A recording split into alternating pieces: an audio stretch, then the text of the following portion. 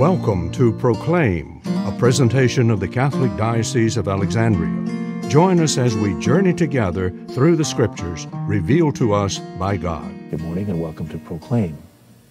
We now have the explanation of the seed that fell on the rocky ground. It says, and those are the ones sown on rocky ground who, when they hear the word, receive it at once with joy, but they have no root. They last only for a time. Then, when tribulation or persecution comes because of the word, they quickly fall away. And certainly by the time Mark is writing, the beginnings of the persecutions under the Roman rule were certainly something that were anticipated, and some were already experiencing them. And so once again, those who did not have the depth to truly be clear and solid disciples were not going to be able to withstand challenges like that.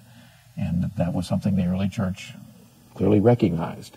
Even by the time the Gospel of John is written several decades later, it apparently is even a greater problem, because much of his Gospel seems to be aimed at convincing his readers that they need to remain firm in the faith, even in the midst of persecution, even in the midst of turmoil and stress. And so Mark, writing earlier, is addressing that same issue.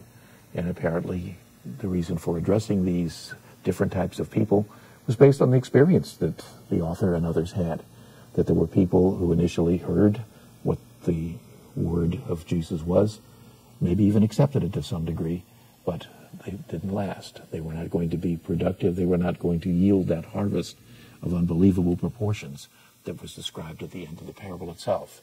And we'll see that that idea of a productive harvest, of fruitful listeners, of those who truly respond, is not lost in the explanation. This program was brought to you by Christus Cabrini Hospital.